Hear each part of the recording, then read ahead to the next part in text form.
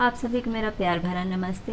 आपके अपने channel natures gift में मैं इंदु आप सभी का स्वागत करती हूँ। कैसे हैं आप सब लोग? उम्मीद है कि ठीक ही होंगे। कोरोना काल चल रहा है, इसीलिए ये क्वेश्चन ज़रूरी था। रब से यही दुआ है कि जो जहाँ जिस सिटी में है वो सुरक्षित रहे। आप जब भी बाहर निकलें, वैसे तो बगैर किसी ज़रूरत के आप घरों से बाहर न निकलें, लेकिन आवश्यकता हर किसी की है, हमारी भी है, आपकी भी है, तो इसलिए घर से बाहर निकलना ही पड़ता है। तो जब भी निकले सैनिटाइज़र और मास्क का उपयोग ज़रूर करिए, ताकि आपकी, आपके अपनों की और आपके आसपास के लोगों की सुरक्षा हो सके। चलिए ज़्यादा टाइम न पास करते हुए मैं वीडियो स्टार्ट करती हूँ। वीडियो स्टार्ट करने से पहले मैं अपने सभी व्यूवर्स और सब्सक्राइबर से क्षमा चाहती हूँ, क्योंकि मैं खुद वीडियो बहुत लेट अपलोड कर रही हूँ। उसकी वजह भी कोरोना वायरस ही है। मेरी अपनी ही बिल्डिंग में, अपने ही विंग में चार पेशेंट हैं कोरोना के, क्वारंटाइन है इसमें, घर में ही वे लोग।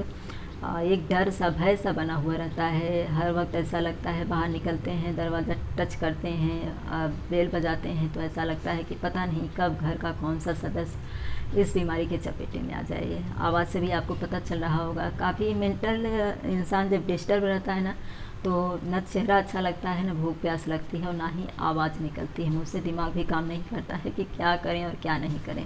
तो चलिए टॉपिक पर आती हूँ मैं। आज का जो टॉपिक है वो है बच्ची के कान को छेद करते हैं। ये रिक्वेस्टेड वीडियो है। इनका कहना है कि इनकी बच्ची 6 साल की है और इन्होंने उसके कान को छेद करवाया। इनके आसपास की कई बच्चियों के कान के छेद हुए हैं, लेकिन उनके कान में किसी तरह की कोई समस्या नहीं होती है, जबकि इनकी बच्ची को हर 15 दिन में ये समस्या हो जाती है कि कान में से पस आता है, कान पक जाता है। तो इसके लिए ये क्या कर सकती हैं?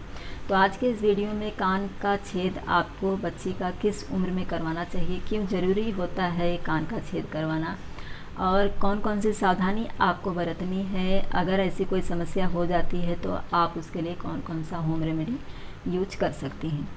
तो वीडियो स्टार्ट करने से पहले आपसे एक छोटी सी रिक्वेस्ट है, वीडियो अगर पसंद आ जाएगी तो लाइक ज़रूर कर दीजिएगा प्लीज़। और अगर आप मेरे चैनल पर न्यू हैं तो वीडियो के नीचे जो रेड बटन है उसे दबाकर चैनल को सब्सक्राइब कर लीजिए। इससे मेरे वीडियो के सारे नोटिफिकेशन आपको मिलते रहेंगे। और वीडियो अच्छी लग जाएगी तो इसे और मम्मियों को ज़रूर शेयर कर दीजिएगा, ताकि उनकी भी हेल्प हो जाए।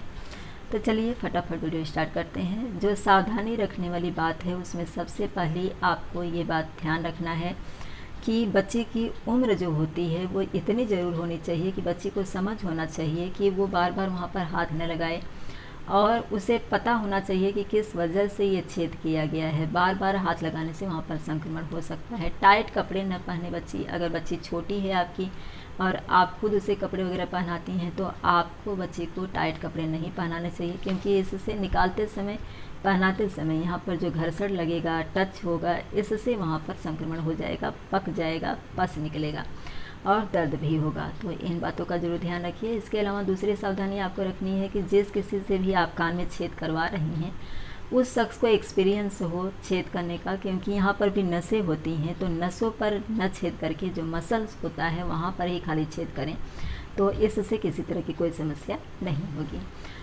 और तीसरी बात जो है वो ये कि जिससे भी आप छेद करवा रही हैं उनसे आप ज़रूर पूछ लीजिए कि वो छेद किस तार से करते हैं। क्योंकि देखिए, जो सोना होता है, अक्सर हम सोचते हैं कि सोना है, लेकिन सोना जब हम ज्वेलरी भी बनवाते हैं तो जब कभी भी हम बेचने जाते हैं तो कहते हैं इसमें से आधा कट जाएगा कि उसमें लोहा है, प्योर सोना नहीं है। तो इसलिए जिससे भी आप छेद करवा रही हैं उनसे आप ज़रूर रिक्वेस्ट कर दीजिए कि वो प्योर सोने का जो तार होता है उसी से बच्ची की कान को छेदें, और या फिर जो सर्जिकल तार आता है जिससे कि सर्जरी के समय यूज किया जाता है, उस तार से बच्ची के कान को छेद करें। तो इन बातों का ज़रूर ध्यान रखिए।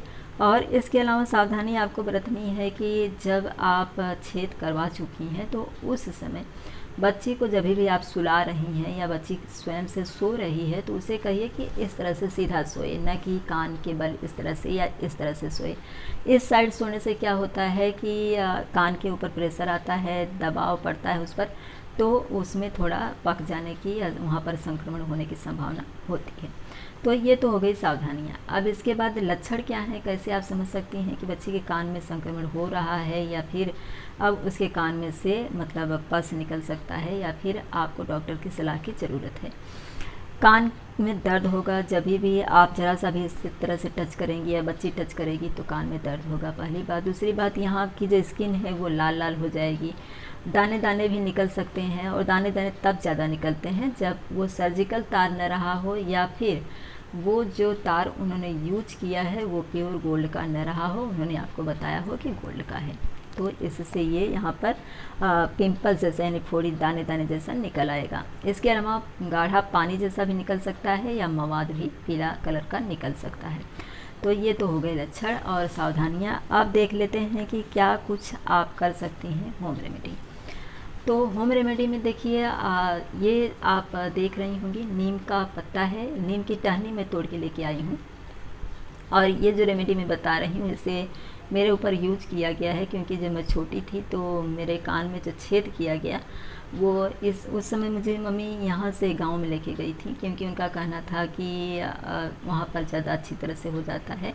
तो उन्होंने मुझे कुछ किसी वृक्ष का काटा ही था जिससे कि उन्होंने यहाँ पर छेद किया था, लेकिन मैं उतना ध्यान नहीं देती थी क्योंकि मेरी आदत नहीं थी और मुझे इन सब चीज़ों का शौक़ नहीं है उतना, तो मैं बार बार उसको निकाल देती थी और वो बार बार वहाँ पर पास हो जाता था। तो मम्मी क्या करती थी, ये देखिए जो टहनी है ना, आपको तो इतना तो पता ही होगा कि नीम जो होता है वो एंटीबायोटिक होता है, ये कई तरह की दवाइयों में यूज किया जाता है। आयुर्वेदिक बहुत सी ऐसी दवाइयाँ हैं जो नीम से बनती हैं। तो इस नीम की इस टहनी को इस तरह से ले लीजिए और इसके पत्ते जो हैं इस तरह से आप निकाल दीजिए, इस तरह से निकाल दीजिए और इसे इस तरह से तोड़ लीजिए। इसमें दो कंडीशन है, मैं दोनों आपको बताऊंगी। इस तरह से देखा आपने, मैंने इसे तोड़ लिया है, तो आपको इसका छोटा सा पीस तोड़ना है, जैसे कि मैंने ये तोड़ा हुआ है, पहले आपको दिखाई दे रहा होगा, छोटा सा इस तरह से तोड़ा हुआ है मैंने। तो इससे अगर आप बच्ची के कान में से उसने जो कुछ भी पहना हुआ है उस समय जब उसका छेद किया गया, वो जो पहनी है उसे अगर आप निकाल सकती हैं, यानी कि आपको निकालना है उसे, तब आप उसके कान में ये डाल दीजिए। ये जो नीम की टहनी है ये बहुत आसानी से उसके कान में चली जाएगी और कान के छेद के अंदर यानी कि मसल्स के अंदर जो संक्रमण हुआ होगा उसे ठीक करने के लिए ये जो नीम की टहनी है बहुत कारगर, बहुत लाभकारी होती है। तो ये आप करिए। लेकिन अगर कान का जो है वो आप नहीं निकालना चाहती, इसलिए मैं एक बात आपको बताना भूल गई कि कान में जब आप छेद करवा रही हैं तो उनसे ज़रूर कह दीजिए कि एकदम से टाइट कोई चीज़ न पहनाए कान में, और ना ही एकदम से ढीला पहनाए कि बच्ची जब भी हाथ लगाए और उसमें उंगली चली जाए। और ये जो बाल होता है उसे इस तरह से पिनअप करके जब भी आप छेद करवा रही हैं तो 10 दिन तक इस सावधानी को ज़रूर करिए कि बच्ची के जो बाल हैं वो इस तरह से पिनअप करके रखिए, ताकि बार बार यहाँ पर बाल टच ना हो, बार बार बच्ची का हाथ न लगे। तो इस बात को भी ज़रूर ध्यान रखिएगा। अच्छा, अब ये जो नीम की टहनी है, अगर आप कान में से इस रिंग को या जो कि कुछ भी आपने बच्चे को पहना है उसे निकाल सकती हैं, तब इसे यूज करना है। अन्यथा आप दूसरा होम रेमेडी जो है मैं वो बता दे रही हूँ। ये मस्टर्ड ऑयल है और ये देखिए ये एक कटोरी है, ये मैं आपको इसलिए दिखा रही हूँ क्योंकि बताना ज़रूरी है यहाँ पर। इसमें मैं हमेशा लहसुन, मस्टर्ड ऑयल और मेथी के दाने ये सब पकाती हूँ, पका करके छान के रख लेती हूँ मैं, क्योंकि मुझे कभी कभी बैक पेन होता है या हाथ पैर में दर्द होता है तो मालिश के लिए वो तेल बहुत फ़ायदेमंद होता है। तो ऐसी कटोरी एक ले लीजिए और उसमें आप मस्टर्ड ऑयल ढेर सारा पका लीजिए, अच्छी तरह से उसको उबाल करके तब आपको रखना है। यहाँ पर आपको मैं बता दूँ कि आपको सिर्फ गर्म नहीं करना है, उस तेल को आपको अच्छी तरह से उबाल करके तभी रखना है, और जब वो ठंडा हो जाए, सहन करने जितना ठंडा हो जाए, तो इस तरह से कापूस का एक फाया बना लीजिए। उस गुनगुने तेल में गुनगुना रहना चाहिए जिसमें आप बच्चे के कान के पास मुँह से लगा रहे हैं, तो इस तरह से उसमें डब करिए और इस तरह से कान के यहाँ पर और यहाँ पीछे एकदम से ये भरा होगा तो बहुत आसानी से लग जाएगा, तेल इसमें एकदम भरा हुआ होना चाहिए। तो इस तरह से आप यहाँ पर लगा दीजिए, दिन में 3-4 बार ये करके लीजिए, तो इससे बहुत जल्दी वो जो घाव जख्म हो गया है बच्ची को वो ठीक हो जाएगा। और इसके अलावा जब भी आप जैसे कि आपने आज दिन भर ये मस्टर्ड ऑयल यूज किया बच्ची के कान के ऊपर, तो दूसरे दिन जाहिर सी बात है आपको उसको थोड़ा साफ़ करना रहेगा ताकि वहाँ पर धूल मिट्टी जो जमी हो साफ़ हो जाए, क्लीन हो जाए। तो इसी तरह के कॉटन का जो फाया होता है वो आप यूज करिए साफ़ करने के लिए।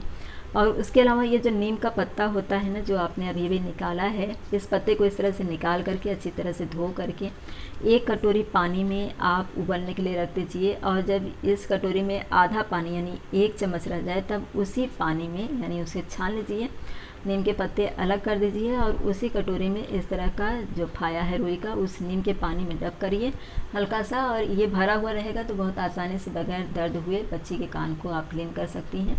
तो इस तरह से हल्का सा इस तरह से फिरा देंगी तो वो जो जगह है, वो एरिया है जहाँ पर संक्रमण हुआ है, वो क्लीन हो जाएगा और बच्ची को आराम हो जाएगा, वहाँ पर फिर किसी तरह का संक्रमण नहीं हो पाएगा। 8-10 दिन तक आप इस रेमेडी को ज़रूर यूज करिए। तो ये हो गया एक, इसे आप अगर निकाल सकती हैं तो इस तरह का आप नीम का टहनी जो है वो बच्ची को पहना दीजिए और थोड़ा साफ़ सफाई जो नीम के पानी का है वो कर दीजिए। और उसके अलावा अगर आप नहीं निकालना चाहती हैं तो जो मस्टर्ड ऑयल है उसे फाया से लगा दीजिए। इसके अलावा ये दोनों तो मैंने यूज किया हुआ है, एक मैंने और भी यूज किया, वो भी मैं आपको बता दे रही हूँ। सुबह सुबह एकदम से सुबह 6 बजे से पहले, यानी सूर्य उदय न हुआ हो, सूर्योदय न हुआ हो, तभी आप अगर बाहर आपके आसपास झाड़ है या घास है तो वहाँ पर आप देखेंगे तो घास के ऊपर ओस की बूंदें रहती हैं। उस ओस की बूंदों को अगर आप यहाँ पर लगा देती हैं तो बहुत जल्दी वो जख्म जो है वो ठीक हो जाता है। तो ये दोनों तीनों जो है वो मैंने यूज किया हुआ है, इसलिए मुझे पता है, तो आप इसे कर सकती हैं। इसके अलावा जो कोकोनट ऑयल होता है उसे भी आप यूज कर सकती हैं। कोकोनट ऑयल में आप जो हल्दी की गांठ होती है घर पर, उसे ला करके उसे बारीक पीस लीजिए और उसी ऑयल में मिक्स करके उस ऑयल को थोड़ा सा इस तरह से गर्म कर लीजिए और उसके बाद में यहाँ पर आप उसका लेप कर दीजिए। तो ये भी आप कर सकती हैं, ये भी बहुत इफ़ेक्टिव है, बहुत जल्दी असर करता है। लेकिन मस्टर्ड ऑयल जो है वो मैंने यूज किया हुआ है तो मुझे पक्का पता है कि इससे ठीक हो जाता है। तो आप ये ज़रूर करके लीजिए, इससे बच्ची को राहत हो जाएगी। और जब भी आप उसको जो कपड़े पहना रही हैं उस पर ज़रूर ध्यान दीजिए कि कपड़ा एकदम से टाइट न हो सके तो जो फ्रंट ओपन रहता है, जो बटन या चैन लगा रहता है, वैसे कपड़े बच्ची को पहनाए तब तक जब तक कि उसे इस समस्या से छुटकारा न मिल जाए, उसका कान जो है एकदम अच्छी तरह से न ठीक हो जाए। और उसके अलावा उस चीज़ पर भी ध्यान जरूर दीजिए, जो रिंग पहनाया गया है क्या वो प्योर गोल्ड है। अगर वो प्योर गोल्ड नहीं है तो इससे वहाँ पर संक्रमण होने की संभावना होती है। अब मैं यहाँ पर आपको एक बात बता दूँ, जब भी मैं वीडियो अपलोड करने बैठती हूँ, वीडियो बनाने बैठती हूँ, शूट करने बैठती हूँ, उसी समय मैं कान में इस तरह का डालती हूँ, क्योंकि गोल्ड का अगर मैं डाल करके रखती हूँ तो मैं बहुत छोटे छोटे पहनती हूँ, तो गोल्ड का जो है वो छोटा छोटा है और फिर वो बराबर से नहीं अच्छा लगता है लोगों को। बहुत से लोग पूछते हैं कि दिखाई नहीं देता है। तो मैं जब भी वीडियो अपलोड करने आती हूँ, शूट करती हूँ, उसी समय इस तरह की रिंग पहनती हूँ। लेकिन अगर ये मैं भूल गई निकालना तो मुझे यहाँ पर कान के अंदर जो है वो अजीब सा महसूस होता है और दोबारा जब मैं पहनने की कोशिश करती हूँ तो नहीं जाता है, यानी अंदर छेद में मुझे पस या फिर संक्रमण हो जाता है, मुझे ऐसा लगता है। पस तो कभी निकला नहीं, लेकिन संक्रमण हो जाता है, तभी तो दोबारा जब मैं पहनती तो मुझे दर्द होता है। तो इस तरह का जो है वो मैं कभी कभी ध्यान से डाल लेती हूँ इसमें, तो ऐसी तकलीफ़ नहीं आती है। लेकिन जब भूल जाती हूँ तो ऐसी तकलीफ़ आ जाती है, तो इस बात का ज़रूर ध्यान रखिए आप। आई होप कि जो जानकारी मैंने इस वीडियो में दी है, इससे बच्ची के कान को किस उम्र में आपको छेद करवाना है, कौन कौन सी सावधानी आपको बरतनी है, और अगर इस तरह की समस्या बच्ची को हो गई है तो कौन कौन सी होम रेमेडी अपना करके आप अपनी बच्ची को इस समस्या से छुटकारा दिला सकती हैं, ये समझने के लिए ये वीडियो आपके लिए ज़रूर हेल्पफुल होगी। वीडियो पसंद आई होगी तो लाइक कर दीजिएगा, चैनल पर न्यू है तो चैनल को सब्सक्राइब और वीडियो को ज़्यादा से ज़्यादा शेयर ज़रूर कर दीजिएगा, ताकि जो न्यू पेरेंट्स होते हैं उन्हें भी इन सभी बातों की जानकारी हो जाए। इसी तरह के नए टॉपिक के साथ अगले वीडियो में फिर से मुलाकात होगी। वीडियो देखने के लिए आप सभी का धन्यवाद।